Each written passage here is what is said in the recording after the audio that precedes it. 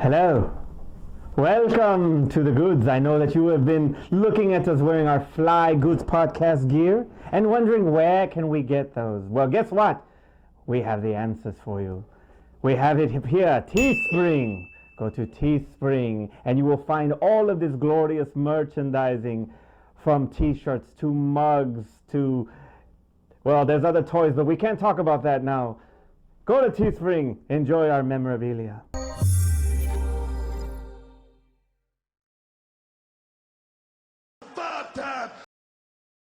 And we're back! Oh, Flash! No substance. So today's top 5 is going to be the top 5 doctors in film! Yes. All right, so there's, obviously coronavirus had a 28-3 lead and lost to racial injustice. But it's all right, though. It's still important. It's still happening.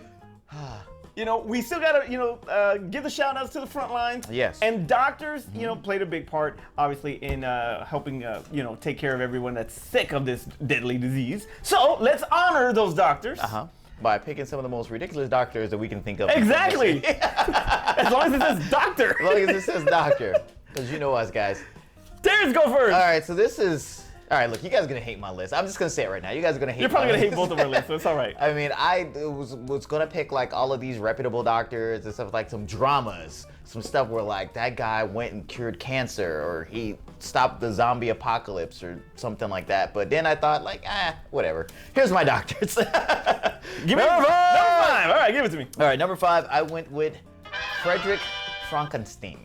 Young Frankenstein. Gene Wilder, baby. I love that movie, and it was one of the movies where, like, I saw the clips for it for, like, so long, for years and years and years, and never saw it. And then the time that I actually saw it, I laughed so much throughout this movie. And it's like the whole thing where, like, he meets Igor, and, like, it's pronounced Igor. Best line of the whole movie. But anything that Gene Wilder is in is a great film. And Mel Brooks. And Mel Brooks. This was their first thing together, right? Anyway. Yeah, so this film was great. It was funny. It was shot in black and white to kind of preserve the era and like the historic thing of like all the old Frankenstein movies back in the like 30s and 40s. What was the Bela Lugosi and Boris Karloff and Lon Chaney. Who owned those films back then? Was it Universal? It was Universal Monsters. That's what I was trying to think of. But back in the Universal Monster days and stuff like that. So it was kind of maintaining that aspect and yet still being a stupid Mel Brooks comedy. It was hilarious. Great job by Gene Wilder in that film. All right. So it would make top 5 black and white, by the way. It would. Until they release Heat in black and white. That's right. Number 4, I went with Silence of the Lambs and Hannibal Lecter. Dr. Hannibal Lecter. Dr. Hannibal Lecter. All right. That's a good pick. Why did you pick Dr. Hannibal Lecter? Well, one of the things is that because what's her name? That was Clarice. Huh? Clarice? Yeah. What was the actress name? Jodie Foster. Thank you, Jodie Foster.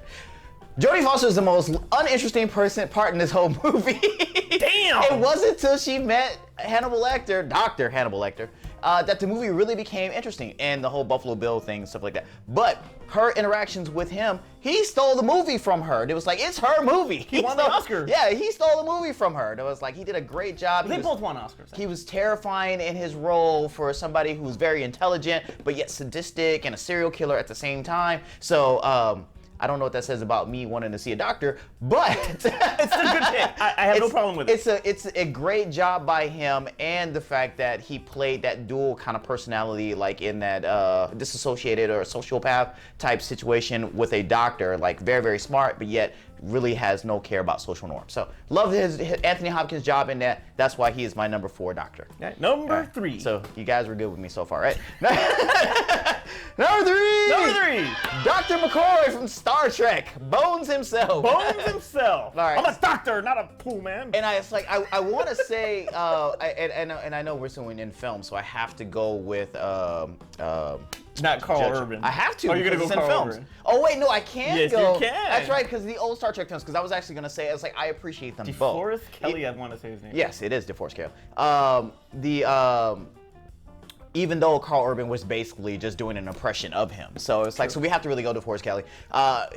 He makes being a doctor so fun, and it's one of the things where like, he's just kind of like, yeah, shoot from the hip, and it was like, I'm gonna tell you what it is, Captain. I don't care. I don't listen to anybody.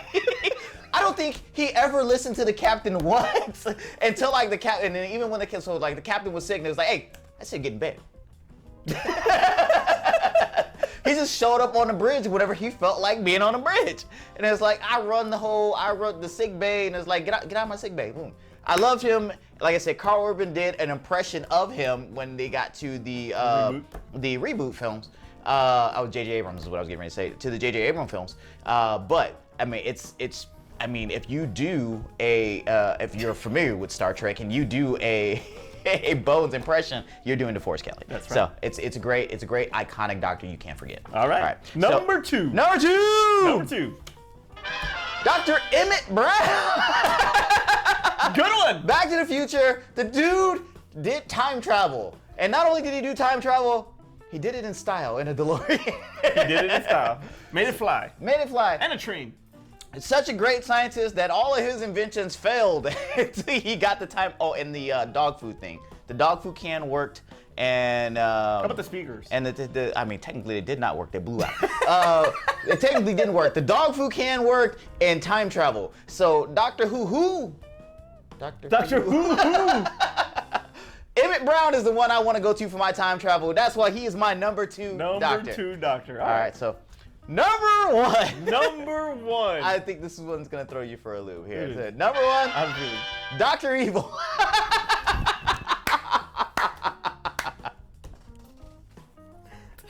Okay. Come on. Ain't nothing wrong with that. I like it. Dr. Evil's a great doctor. I don't know what he's a doctor of. I guess evil. It's in the name. But he's like, okay, if you're going to talk about iconic doctors, at least... You know what? You're right. I would say... In the last 2 generations, everybody knows Dr. Evil. I mean, it was like... Is he Mount Rushmore of Dr. He's not... Well, yes, he is. I was going to say he wasn't, but you know what? Yes, he is. I still would like to know what he actually earned his PhD in, but I don't care anymore because I'm gonna say his PhD is in evil. Okay, cool. Look, Mike Myers did a great job playing both Austin Powers and Dr. Evil, and then, like he was one of those people, as in like an Eddie Murphy, who can actually sell you on 2 different characters being played by the same person, and his interpretation of the evil mastermind, who is a doctor, is one of my favorite. And when I was thinking about doctors themselves, and I was like, out of all the ones I wrote down, who do I love the most? Dr. Evil. Okay, that's a good one. That's why he's my number one. Okay, my number 5. There it is. All right, number 5 is Dr. Sam Loomis from Halloween. I'm gonna throw a shout out to friggin' Donald Pleasance because Halloween's my favorite movie of all time as far as horror. Okay. He had to look into that man's eyes, and you see he sees past the wall, and way over there on the other side of the wall. He was a psychologist, right? Over there on that side. Yeah, he was and a psychologist. Pure darkness in that man's eyes. Pure evil. I mean, he was also a killer too. He tried to kill Michael. Yes, he did. But he got like by time part 4, he was like half asleep the whole movie. Remember? So he'd be like, he was showing up for cameos by then. It was just kind of like, oh yeah, I'm still in this franchise. Michael Myers is here. So, but either way, Halloween 1, Dr. Sam Loomis, Donald Pleasance. All right. I love you. You're awesome. Number 4. Shirley, you can't be serious. I am serious. And don't call me Shirley. Dr. Rumek, Leslie Nielsen from Airplane. I love everything that Leslie Nielsen does. And this is an honorable mention for me, by the way. I love him in that movie. He is so freaking funny. That was a launching pad for freaking Drebin. He started it as a doctor. Yeah. You know, either he had fish or I don't even know what was the other one had. What he said. It was fish or the fish or chicken. Fish or chicken. Yeah. Yeah. And he said something I can't remember. Either way, Leslie Nielsen was freaking hilarious in that movie. Trying to think of the line. Say what. I'm sorry. Was he part of the shaking and smacking the girl scene? He's in line. He's like, doctor, they're calling you. He slaps her one more time. Get a hold of yourself. All right. Either way, number 4. That's some doctor treatment right there that we need to see. Oh man, number 3. I gotta give it up to him, Patch Adams. Come on, you gotta give it up to Patch Adams. Robin Williams was absolutely phenomenal in this role. I was so disappointed he didn't get any kind of recognition as far as the Oscars, but he did such a good job. Based on a true story from the real Patch Adams. Yes. But the late, great Robin Williams brought him to life. Freaking awesome. Good cast. good, how he was with the kids and the red nose and all of that stuff, making the kids laugh. He was just freaking phenomenal in that movie. That's my number 3. It was a good pick. It was definitely a good pick. My only thing about Patch Adams is I kind of felt like he was almost doing the Good Morning Vietnam and yes, I agree with that. Yeah, to a certain, like yeah. Adrian Cronauer. And, Yeah. There's a certain That's the only reason similarities why there. I give you that. I wrote it down. I literally wrote it down, but I couldn't make my list. It's like I felt like it was too much like another character he had already done. So that's why he's number 3. that's right. Number 2. Number 2 is Dr. Emmett Brown. See, look, there you go. I agree with this number 2 pick. Dr. Emmett Brown. I mean, come on. You know what? You got these kind of like theories about time travel, but damn it, his ridiculous science made sense to me when I was freaking 11, 12 years old. So guess what? It's still with me. I believe in the gigawatt. 1.2 gigawatts. 1.21 gigawatts. 21 gigawatts. There you go. 1.21 gigawatts. I still believe that That's gigawatt? Gigawatts. I still believe that his interpretation of time travel is more correct than the Avengers. I think Marvel got it wrong. Emmett Brown got it correct.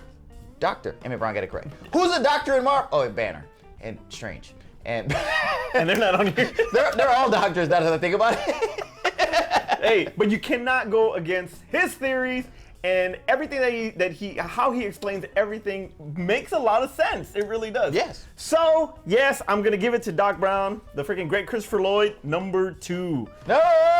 Number 1, Dr. Ray Stantz, Dr. Peter Venkman, and Dr. Egon Spengler, the Ghostbusters. We got to tie it are my number 1 doctors of all time. They don't just mess with the afterlife.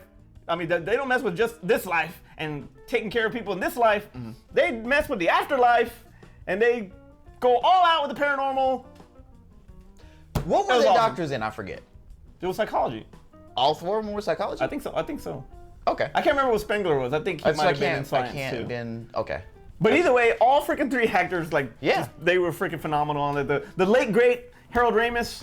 Even though we question Dr. Venkman's his testing procedures. Yes, it was awful. Hey, but you know what? When you really look at part 2, and they're doing the show, and he's talking to the girl, and she says that it's going to be this year, and whatever in a few days.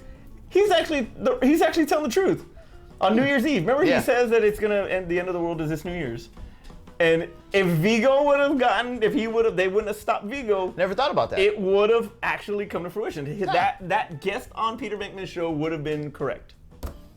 I never once thought about that. I've seen this Scourge. Either way, Ghostbusters, number 1. I like it. Honorable mention. I like it. I feel bad that I didn't put the Ghostbusters in my top 5 list because it was hard to choose one, and you just took the cheap route and took them all. Though you did not add in Ernie Hudson. He's not a doctor. He later on, when you look at some of the comics and stuff like that, he earned his PhD later on. Because that's one of the things, I'm sorry, I had to say it. It's one of the things people complain about is that the fact that they never let him be a doctor in the movies, but then they did a comic and said he earned his PhD later on. So for you, Ernie Hudson, because I know we talked to you. Okay, so in Ghostbusters Afterlife, when Ernie Hudson comes out, he'll be a doctor. He'll be a doctor. Then I'll put him in. Okay. We'll redo this list then. All right, so honorable mentions. Honorable mentions. I did do Patch Adams. Okay. I did do Doc Ock. Doc Ock. Good. Doctor Strange. Dr. Banner. What other doctor can I think of from Marvel? Doctor. Doctor from DC, the magic one. From DC? Yeah. Dr. The one with the helmet. Dr. Fate. Dr. Fate. Okay, I would have never got that. And my favorites. Dr. Chopper and Dr. Hawkeye from MASH. That's a good one. All right, I had Frederick Frankenstein from Young Frankenstein. Uh-huh. I had Dr. Hannibal Lecter, Dr. Strange, Dr. Sleep, Doctor Who. I still haven't seen that movie. Was he really a doctor in that movie? Dr. Richard Kimball, Fugitive. You even Fugitive. said that. I actually forgot about that one. How about Dr. Giggles?